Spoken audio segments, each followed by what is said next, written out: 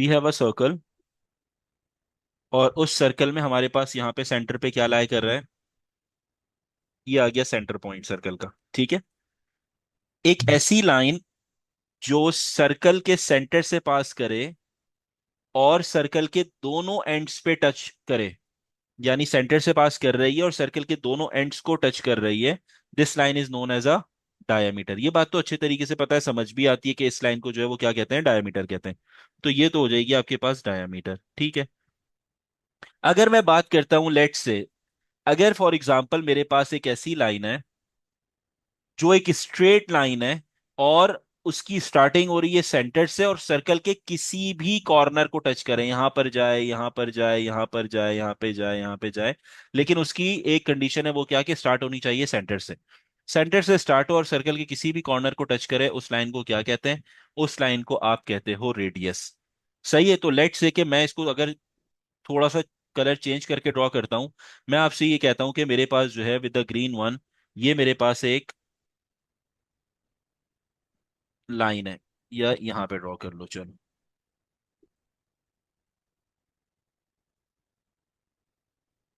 ये आ गई। तो ये मेरे पास क्या कहलाएगा बेटा, ये आपके पास कहलाएगा डेफिनेटली रेडियस, ये हमारे पास क्या हो गया, रेडियस होगी। सही है। अब इसके अंदर थोड़ी देर के लिए, अच्छा आपको पता है सिर्फ रेडियस हॉरिजॉन्टल नहीं हो सकता, रेडियस किस तरीके से हो सकता है, रेडियस को मैं ऐसे भी ड्रॉ कर सकता हूँ, ये भी रेडियस कहलाएगा। ठीक है, ये भी मेरे पास रेडियस है। इसी तरीके से अगर मैं एक और लाइन ड्रॉ करता हूं लाइक दिस, ये भी मेरे पास रेडियस होगा। ठीक है, अच्छा मैं फिर एक और यहाँ पे जो है वो लाइन ड्रॉ करने लगा हूँ। फॉर एग्जाम्पल मैं कहता हूँ ये मेरे पास एक लाइन है, इसे भी आप कहोगे ये रेडियस है, क्योंकि सेंटर से पास कर रहा है और सरकमफेरेंस को टच कर रहा है। ये सारी लाइंस क्या कहलाएंगी बेटा, ये सारी लाइंस आपके पास रेडियस कहलाएंगी। ठीक है, इसमें कोई आपको जो है वो डाउट नहीं होना चाहिए। अब हमारे पास यहाँ पर ये भी मेरे पास रेडियस हो गया, जिसे हम आर से डिनोट कर देते हैं, स्मॉल आर से। ठीक है, अब मैं क्या कर रहा हूं यहाँ पे, थोड़ा सा समझना, मैंने यहाँ पे किया ये कि इस रेडियस को यूज करते हुए, इस रेडियस को यूज करते हुए मैं एक ट्राइंगल ड्रॉ कर लेता हूं। ठीक है, मैं क्या कर रहा हूं, एक ट्राइंगल ड्रॉ कर रहा हूं, और ट्राइंगल जब भी ड्रॉ होगा आपके पास तो वो दो कंपोनेंट्स में ब्रेक होता है, यानी आपके पास हॉरिजॉन्टल और वर्टिकल कंपोनेंट्स में। तो मेरे पास जो लाइन बनेगी वो एक मेरे पास आ जाएगी, हॉरिजॉन्टल लाइन आ गई। ठीक है, और एक आपके पास जो आ जाएगी बेटा, वो क्या आ जाएगी यहाँ पे, वर्टिकल लाइन आ गई। This is your triangle. सही है, किसको हमने यूज किया, रेडियस को। अगेन जहन में रखना, इस बात को कंफ्यूज नहीं होना।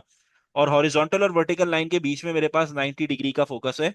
सही है, अब मैं क्या करने लगा हूं यहाँ पे, आपको ये कहता हूं कि मेरे पास ये जो रेडियस है, आपने एक चीज पढ़ी है और सीखी है कि जब भी राइट एंगल ट्राइंगल होता है, and if we want to find out the value of hypotenuse, मुझे हाइपोटेन्यूज की वैल्यू फाइंड आउट करनी है, तो हम पाइथागोरस थ्योरम का यूज करते हैं।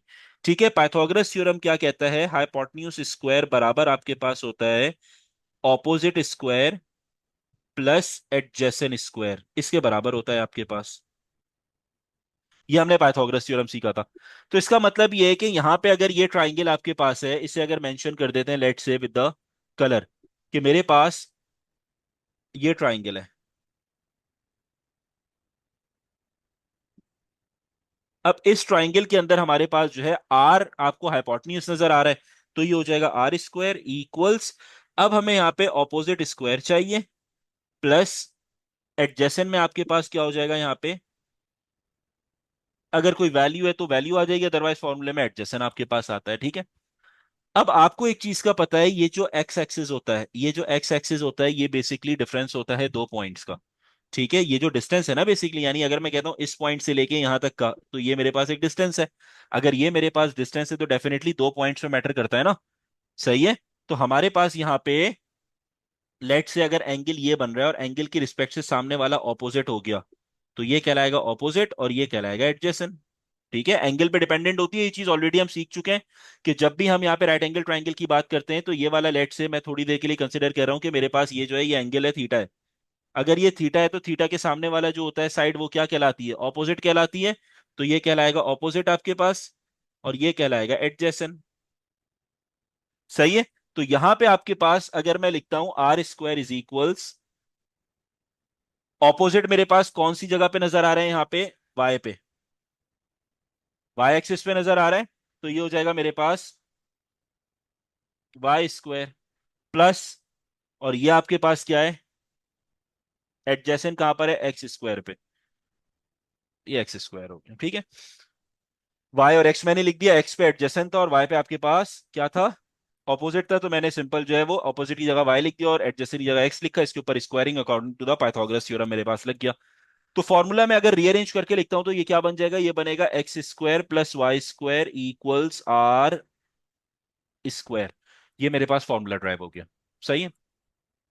ये फॉर्मूला जो कहलाता है, ये मेरे पास कहलाता है इक्वेशन ऑफ सर्कल का फॉर्मूला, सही। अभी समझना बात को, ये मेरे पास क्या है, इक्वेशन ऑफ सर्कल का फॉर्मूला है। लेकिन इस इक्वेशन ऑफ सर्कल के अंदर आपके पास फॉर्मूले में थोड़ी सी चेंजिंग आ जाती है। ये formula X square plus Y square कब एप्लीकेबल हुआ, ये फॉर्मूला आपके पास जब एप्लीकेबल होगा जब आपके पास centre is at origin. Centre point जो है वो कहां पर है, ओरिजिन पे मेरे पास है। अब अगर तो सेंटर पॉइंट मेरे पास ओरिजिन पे था, तो मेरा जो है वो यहाँ पे सिंपल क्या हो गया, ओरिजिन का मतलब है ये वाला पॉइंट था 0,0, तो मेरे पास जो है वो सिंपल यहाँ पे एक्स स्क्वायर आ गया, यहाँ पे वाई स्क्वायर आया और आपने अपनी वैल्यूज को सब्स्टिट्यूट कर दिया। ठीक है, बात समझ आती है।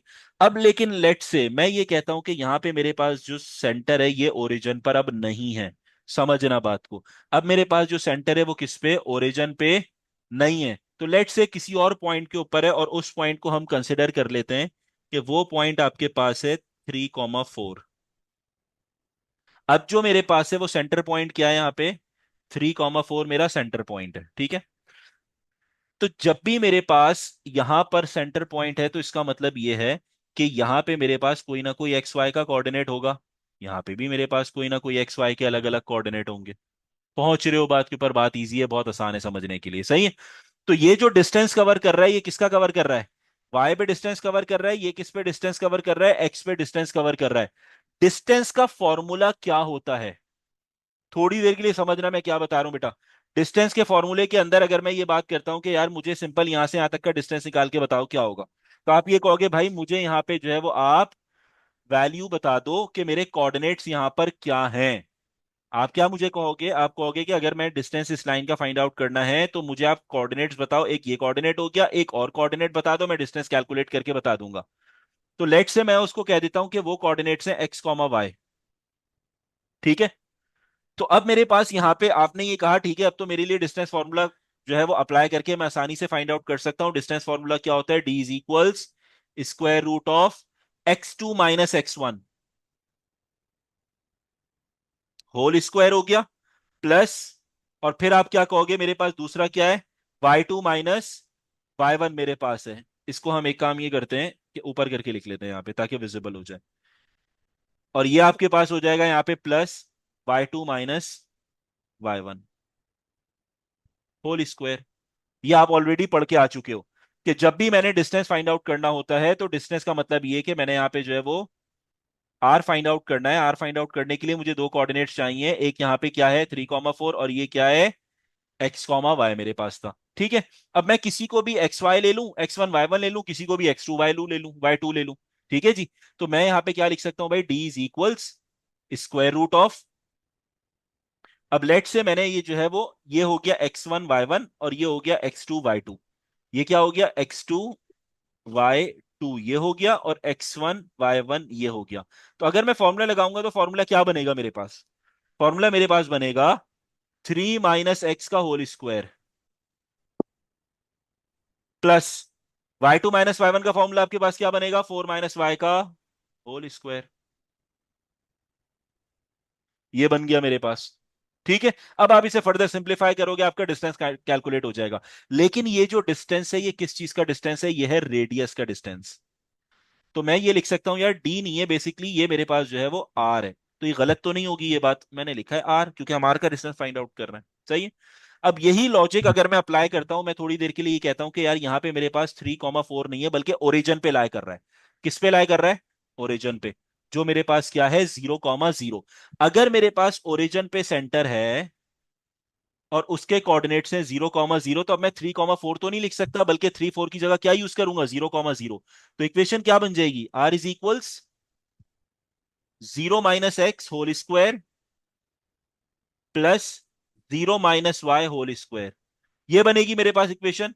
अब मैं अगर इसे फर्दर सिंप्लीफाई करूंगा तो मेरे पास माइनस एक्स का होल स्क्वायर क्या हो जाएगा, पॉजिटिव एक्स स्क्वायर, और माइनस वाई का होल स्क्वायर हो जाएगा प्लस वाई स्क्वायर। और मुझे यहां से अगर स्क्वायर रूट रिमूव करना है तो I have to apply squaring on both sides. ये मैंने अप्लाई कर दिया, ये कैंसिल हो गया। इक्वेशन आ गई R square is equals X square plus Y square. ये मेरे पास इक्वेशन आ गई। ये वही इक्वेशन है जो जो मेरे पास ओरिजिनली हमने ये वाली फाइंड आउट की यूजिंग द पाइथागोरस थ्योरम। तो पता ये चला कि जब भी मेरे पास अगर डिस्टेंस फॉर्मूला में अप्लाई करता हूं यहां पर, तो डिस्टेंस फॉर्मूले के थ्रू मैं आसानी के साथ जो है वो अपनी कैलकुलेशन कर सकता हूं किस चीज की, रेडियस फाइंड आउट करने के लिए। और रेडियस में किस तरीके से कैलकुलेट करूंगा आपको पता है कि मेरे पास यहाँ पे दो कोऑर्डिनेट्स होने चाहिए। लेट से जो सरकमफेरेंस पे पॉइंट था उसकी वैल्यू मुझे नहीं पता, उससे मैंने एक्स वाई कंसिडर कर लिया। और जो सेंटर पे थे उस वो मेरे पास कोई वैल्यू गिवन थी। एक दफा ओरिजिन कंसिडर किया तो इक्वेशन आ गई R square plus X square plus Y square. यानी मेरे पास अगर ओरिजिन पे था तो इक्वेशन क्या आई, R square equals X square plus Y square. लेकिन अगर मैंने ओरिजिन पे कोई वैल्यू ले ली, कोई नंबर ले लिया, तो मेरी इक्वेशन इस तरीके से आ रही है। ठीक है। अब मैं देखो यहां पे एक जनरल इक्वेशन बनाने लगा हूं। मैं जनरल इक्वेशन क्या बना रहा हूं, मैं आपसे सिंपल ये कहता हूं, लेट से मेरे पास एक सर्कल है। ठीक है, क्योंकि अभी हमने जो है वो इक्वेशन ये वाली कौन सी बनाई है, विदाउट, यानी सेंटर एट ओरिजिन। अब मैं इक्वेशन जो ड्रॉ करने लगा हूं बेटा आपके पास, लेट से वो आपके पास आ जाएगी, ये सेंटर आ गया, सही है, और रेडियस आपके पास आ रहा है, ये रेडियस है, ये रेडियस हो गया। अब यहां पे मैं instead of taking the values, मैं यहां पे जो है वो कोऑर्डिनेट्स के नाम कंसिडर कर लेता हूं। मैं ये कहता हूं कि मेरे पास है ए कॉमा बी, ये है, और यहां का कोऑर्डिनेट है एक्स कॉमा वाई। और मुझे बता दो यार रेडियस की इक्वेशन क्या होगी। तो आप यहां क्या कहोगे भाई, रेडियस बेसिकली यहां से यहां तक का डिस्टेंस है, एक पॉइंट से दूसरे पॉइंट तक का डिस्टेंस है, यही रेडियस है ना। और इसके लिए हम डिस्टेंस फॉर्मूला यूज करते हैं, तो डिस्टेंस का जो फॉर्मूला है D is equals square root x2 minus x1 whole square plus y2 minus y1 whole square. ये फॉर्मूला है मेरे पास। अब आप क्या करोगे यहां पे, आपने ये कंसिडर कर लिया यार मैं किसी भी एक को x1 y1 x2 y2 लेता हूं। लेट से मैं लिख लेता हूं यहां पे कि मेरे पास यहां पे ये है x1 y1, और ये हो गया x2 y2। अब मैं अगर ये वैल्यूज उठा के सब्सटीट्यूट करता हूं फॉर्मूले में, तो मेरी इक्वेशन क्या बनेगी, d is equals x2 minus x one, का मतलब यह है कि x2 की जगह x लिखोगे, माइनस x1 की जगह a आ जाएगा, ये होल स्क्वायर हो गया, प्लस y2 माइनस y1 का क्या मतलब है कि आपके पास y minus B whole square आपके पास यहां पे आ गया। ठीक है। अब आपने क्या लिखा, d बेसिकली क्या है, डिस्टेंस है, डिस्टेंस की वैल्यू बेसिकली बात किसकी हो रही है, रेडियस की, तो डिस्टेंस की जगह आप डायरेक्टली r लिख दो, और स्क्वायर रूट आपने लगाया हुआ है। तो ये आपके पास हो गया x माइनस ए का whole square plus y minus B का होल स्क्वायर। अब मुझे स्क्वायर रूट रिमूव करना है तो I have to apply squaring on both sides. ये कैंसिल हो जाएगा, तो इक्वेशन बन गई R square equals X minus A whole square plus Y minus B whole square. So ये जो मेरे पास बेटा पूरी की पूरी इक्वेशन आई, this equation is known as the standard equation of circle. और इस standard of equation of circle के अंदर आपके पास जो सेंटर है वो ओरिजिन पर नहीं है, याद रखना। ऊपर वाली जो इक्वेशन हमारी ड्राइव हुई थी, ये जो थी, इसके अंदर आपके पास सिनेरियो क्या था कि आपके पास यहां पर जो सेंटर था वो किस पे था, ओरिजिन पे था। लेकिन यहां पे आपके पास सेंटर नॉट एट ओरिजिन की कंडीशन है, सेंटर नॉट एट ओरिजिन। क्योंकि ये ओरिजिन पे नहीं है, इसी वजह से यहां पे ये ए और बी आ रहे हैं, और ए और बी बेसिकली डिफाइन करते हैं सेंटर की वैल्यूज को। अगर सेंटर पे यहां 0 0 होता तो ये 0 और 0 होता तो खत्म हो जाता, simple X square Y square बन जाता। इसीलिए ऊपर वाली equation X square Y square है। अगर सेंटर पे कोई पॉइंट होगा 3 4 5 6 जो भी, तो ए और बी की जगह पे सब्सटीट्यूट करोगे, सिंप्लीफाई करोगे, you will get the answer. तो ये जो इक्वेशन कहलाती है, this is known as the standard equation of a circle. तो यहां पे बेटा दो चीजें हमें पता चली कि आपके पास फर्स्ट जो है वो क्या है, स्टैंडर्ड इक्वेशन से रिलेटेड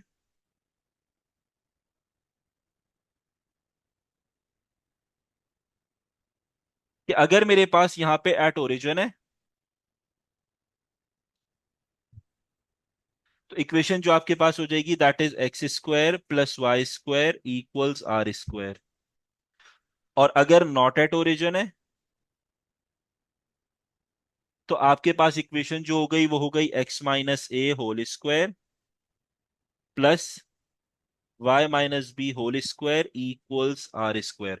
ये आपके पास हो गई, ये स्टैंडर्ड इक्वेशंस की बात हो रही थी, ठीक है। अब बात करते हैं जनरल इक्वेशन की कि यार जनरल इक्वेशन मेरे पास क्या होती है और जनरल इक्वेशन को किस तरीके से यूज किया जाता है। देखो सबसे पहले तो हम अपनी कंटिन्यूएशन करते हैं किससे रिलेटेड, नॉट एट ओरिजिन से ही, और उसी को हम लेके चीज को चलते हैं। सही है। लेट से मैं आपसे ये कहता हूं कि मेरे पास यहाँ पे नॉट एट ओरिजिन की इक्वेशन थी X minus A whole square plus Y minus B whole square. अगर मैं यहां से इसके ऊपर फॉर्मूला अप्लाई करता हूं इस इक्वेशन से, तो आइडेंटिटी यूज होगी A minus B whole square की। तो ये हो जाएगा बेटा A square minus two A B plus B square, ये आइडेंटिटी यूज हो गई। प्लस वाई माइनस बी के ऊपर भी हम आइडेंटिटी यूज करेंगे, इस पे भी आइडेंटिटी होगी और इस पे भी आइडेंटिटी होगी। तो आइडेंटिटी क्या है, ए माइनस बी होल स्क्वायर की, इस पे भी यूज होगी, तो ये हो जाएगा A square minus two A B plus B square और इक्वल्स टू आर स्क्वायर आपके पास आ गया। अब मैंने क्या किया, यहाँ पे फॉर्मूला ओपन कर लिया, सही है। अब आप क्या करोगे नेक्स्ट स्टेप में,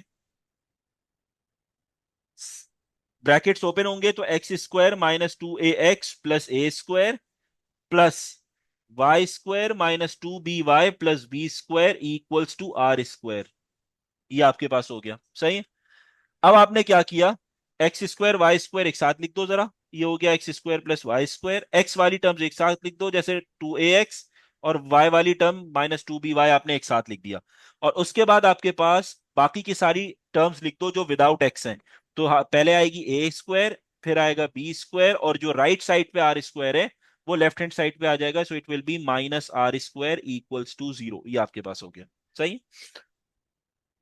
अब यहां पे हमारे पास होता क्या है, हम कुछ अजम्पशंस करते हैं, यानी कुछ अज्यूम्ड टर्म्स जो है वो यहां पे दे रहे होते हैं। अज्यूम्ड टर्म्स आपके पास यहां पे क्या होती हैं कि सबसे पहले तो एक बात याद रखना, ये जो नेगेटिव ए है ये आपके पास बेटा बराबर होता है एफ के, सही है। इसी तरीके से ये जो नेगेटिव बी है ये बराबर होता है बेटा किसके, जी के। ये हो गया। और उसके बाद आपके पास ये जो टर्म्स हैं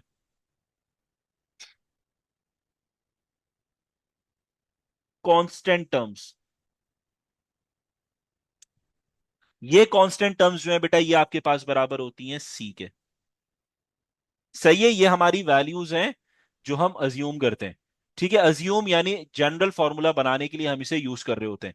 तो अब अगर मैं अपनी इक्वेशन को रिप्लेस करता हूं, तो मेरी जो न्यू इक्वेशन आएगी वो क्या बन जाएगी, न्यू इक्वेशन चेंज होके आपके पास जो आ जाएगी that is equals to X square plus Y square minus two A, जब रिप्लेस होगा एफ से so it will become plus two F X, सही है। माइनस टू ए रिप्लेस हुआ तो ये क्या बन गया, प्लस एफ एक्स बन गया, टू एफ एक्स। उसके बाद माइनस बी रिप्लेस हुआ तो ये बन गया प्लस, देखो टू एज इट इज आएगा, वाई एज इट इज आएगा। अब बी और नेगेटिव साइन रिप्लेस हो रहे हैं तो ये हो जाएगा इसकी जगह जी, तो ये हो जाएगा प्लस टू जी वाई। और उसके बाद A square plus B square minus R square के बराबर जो हो जाएगा वो क्या हो जाएगा आपके पास, plus C equals to zero. तो ये जो इक्वेशन है बेटा, this equation is known as the general equation of a circle. ये इक्वेशन आपके पास क्या कहलाती है बेटा, this is known as general equation of circle. ये आपके पास general equation of a circle कहलाएगी बेटा। अब लेट से मेरे पास जो है वो एक क्वेश्चन है जो जनरल फॉर्म के अंदर गिवन है, ठीक है, समझना बात को। और उससे आपसे कहा जाता है कि भाई उससे मुझे सेंटर निकाल के बता दो कि सेंटर ऑफ सर्कल की क्या वैल्यू होगी, और उससे बता दो कि रेडियस ऑफ अ सर्कल की क्या वैल्यू होगी। दो चीजें मुझे बता दो, एक बता दो सेंटर ऑफ अ सर्कल की, और दूसरी बता दो रेडियस ऑफ अ सर्कल की क्या वैल्यूज मेरे पास होंगी।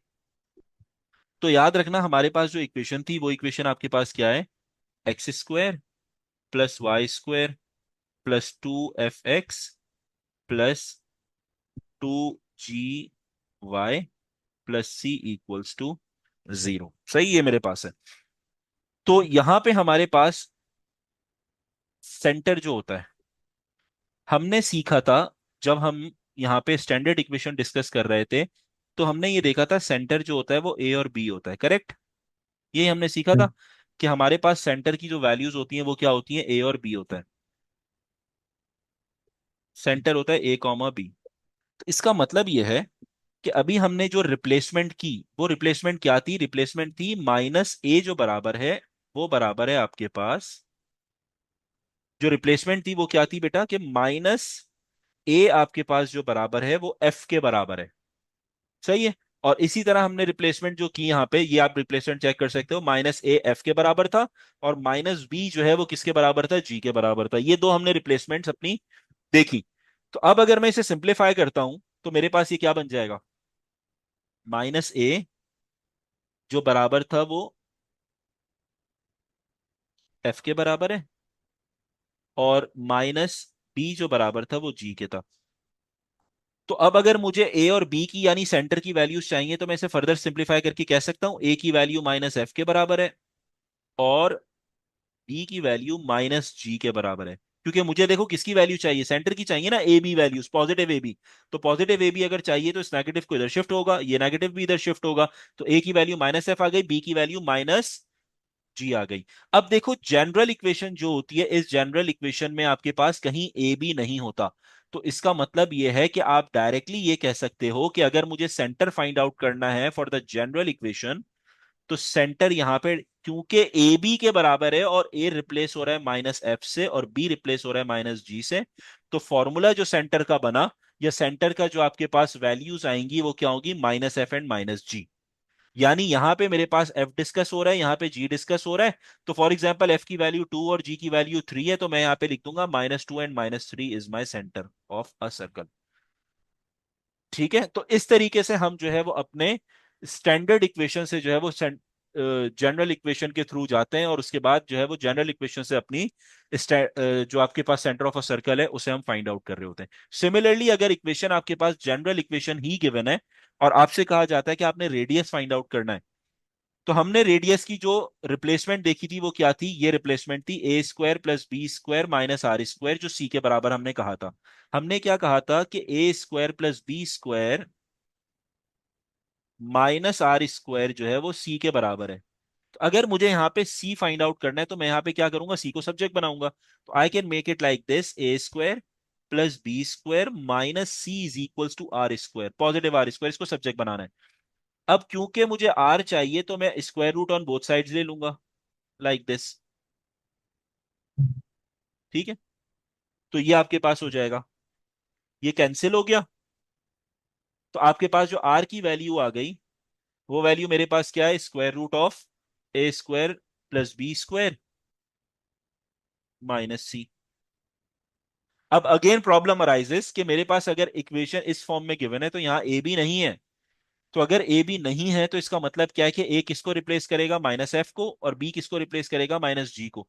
तो इक्वेशन क्या हो जाएगी, R is equals square root of A की जगह पे आप यूज करोगे बेटा minus G whole square, plus B की जगह पे आप क्या यूज कर रहे हो, माइनस, सॉरी यहाँ माइनस एफ है, ए की जगह पे माइनस एफ आ रहा है और बी की जगह पे माइनस जी होल स्क्वायर, ये रिप्लेसमेंट हो गई, और माइनस सी। तो आर की जो फाइनल इक्वेशन आपके पास आई, that is equals to minus F whole square is F square plus G square minus C. ये आपके पास जो है वो रेडियस की फाइनल इक्वेशन आ गई जिसके थ्रू आप रेडियस कैलकुलेट करोगे। तो अगर आपके पास यहाँ पे general equation of a circle given है तो आप कौन से फॉर्मूले यूज करोगे, you have to use the formula of these two. ये सेंटर के लिए फॉर्मूला यूज करोगे और ये फाइनली रेडियस के लिए फॉर्मूला यूज करोगे। तो सेंटर का formula minus F comma minus G है और रेडियस का formula under root of F square plus G square minus C आपके पास रेडियस का है, अगर general equation of a circle आपके पास होगी तो।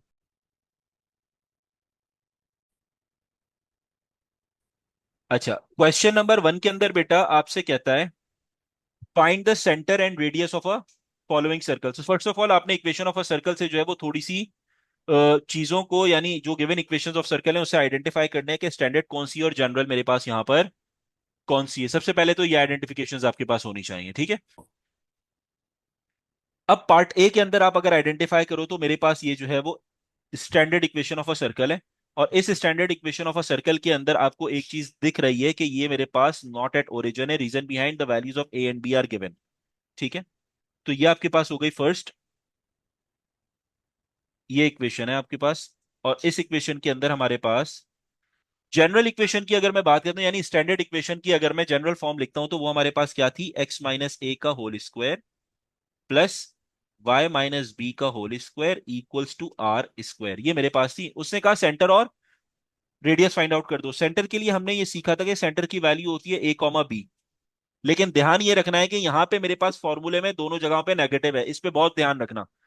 तो अगर मैं यहाँ पे कंपैरिजन करता हूं तो मैं डायरेक्टली कह सकता हूँ भाई माइनस ए बराबर है मेरे पास पॉजिटिव 5 के, क्योंकि मैं कंपेयर करने लगा हूं, अभी ए और बी की वैल्यू चाहिए मुझे।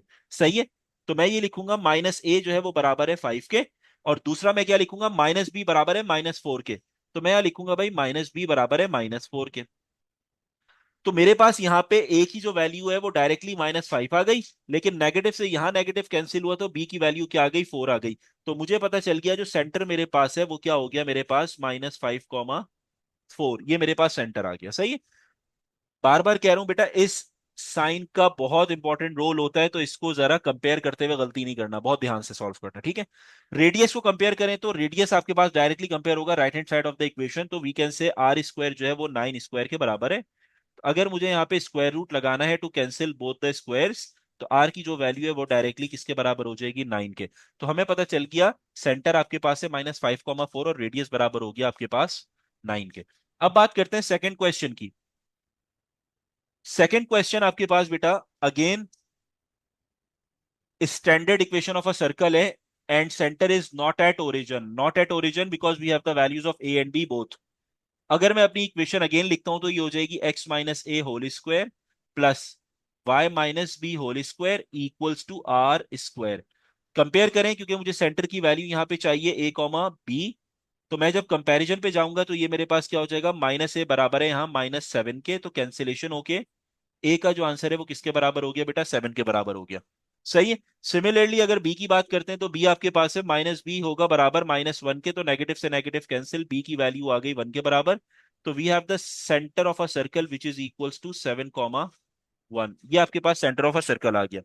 नेक्स्ट स्टेप आपके पास ये, we have to find out the radius. तो रेडियस के लिए आप क्या करोगे, R square is equal to 16, right hand side comparison होगा, square root on both sides ताकि ये कैंसिल हो जाए। तो आर की वैल्यू आ जाएगी बेटा आपके पास +-4। अब यहां पे एक बात याद रखना, radius is basically a distance और distance can never be the negative value. तो हमारे पास जो रेडियस की फाइनल वैल्यू है वो पॉजिटिव आएगी विच इज इक्वल्स टू 4। तो आंसर आपके पास आ गया R is equals to 4, the first one. और सेंटर आ गया आपके पास सेकंड, दैट इज 7, 1, ये आपके पास सेंटर आ गया। अब बात करते हैं क्वेश्चन नंबर 3 की। क्वेश्चन नंबर 3 के अंदर बेटा अगर आप आइडेंटिफाई करते हो इक्वेशन को, तो ये इक्वेशन मेरे पास क्या है, general equation of a circle है। अब general equation of a circle के अंदर हमने फॉर्मूले देखे थे कि दो फॉर्मूले आपके पास रेडियस के भी और सेंटर के भी दोनों चेंज हो जाएंगे। सही है, अकॉर्डिंग टू द इक्वेशन हम चल रहे होते। तो हमारे पास यहाँ पे जो इक्वेशन है that is X square plus Y square -2x plus 8y -8। तो ये आपके पास हो गया बेटा, इक्वेशन कॉपी कर लेते हैं। ये आपके पास हो जाएगी question number 3। So question number 3 के अंदर हमारे पास जनरल इक्वेशन का फॉर्मूला एक्स। अच्छा, जब आप बेटा एक्स वाली टर्म को एक्स के साथ कंपेयर करोगे तो यहाँ पे आपके पास जो है वो ये कंपैरिजन होगा, और वाई वाली टर्म का वाई के साथ कंपेयर होगा।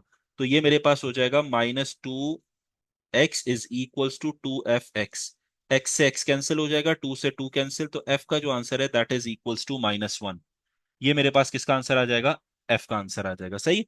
उसके बाद अगर हम बात करते हैं जी की, तो आपके पास क्या हो जाएगा, कंपैरिजन करोगे 2GY is equals to 8y, Y से वाई कैंसिल हो जाएगा, तो 2g बराबर है 8 के, और g का आंसर आ गया 4। अब हमारे पास जो सेंटर का फॉर्मूला होता है बेटा, वो आपके पास क्या होता है? Centre is equals minus F comma minus G, ये मेरे पास होता है। तो मैं यहाँ पे जब f की वैल्यू सब्स्टिट्यूट करूंगा, तो f की वैल्यू, ऐसे नेगेटिव तो फॉर्मूले का, और f की वैल्यू -1 है, ठीक है, कॉमा नेगेटिव अगेन फॉर्मूले का, और g की वैल्यू 4 है। तो मेरे पास जो सेंटर का फाइनल आंसर आया, वो आपके पास क्या आ जाएगा बेटा? 1, -4, ये सेंटर कैलकुलेट हो गया। अब मुझे चाहिए रेडियस। तो रेडियस के लिए हम क्या काम करेंगे? रेडियस का फॉर्मूला आपके पास होता है R = G² + F² -C, ये मेरे पास है। तो अब मेरे पास यहाँ पे G की वैल्यू आपके सामने क्या है? 4 है, और F की वैल्यू क्या है? 1 है, ये आपको पता है, ठीक है। और C की जो वैल्यू है, वो आप क्या कंसिडर करोगे यहाँ पे? C को अगर मैं डायरेक्टली चेक करता हूं, तो C की वैल्यू -8 के बराबर हो जाएगी ना मेरे पास, कंपेयर करने पे। तो C की वैल्यू यहाँ पे मेरे पास डायरेक्टली -8 है। खुद देखो यहाँ पर, ये C है। अगर मैं पॉजिटिव C को -8 के साथ कंपेयर करूंगा, तो C की वैल्यू -8 आ जाएगी, ये C आ गया आपके पास, ठीक है। अच्छा, F की वैल्यू -1 और G की वैल्यू 4। F की वैल्यू है -1 और G की वैल्यू है 4। वैल्यू सब्स्टिट्यूट करोगे, तो R is equals square root of G², that means 4² = 16, plus F² -1² = 1, और C की वैल्यू नेगेटिव फॉर्मूले का और -8, इस पे बहुत ध्यान रखना कि माइनस खा जाते हैं स्टूडेंट्स। तो R is equals square root of 16 + 1 = 17, and minus minus plus 8। तो R की वैल्यू आपके पास जो हो जाएगी, दैट इज 25, √25, और R बराबर हो जाएगा आपके पास 5। ये आपके पास फाइनल आंसर आ गया।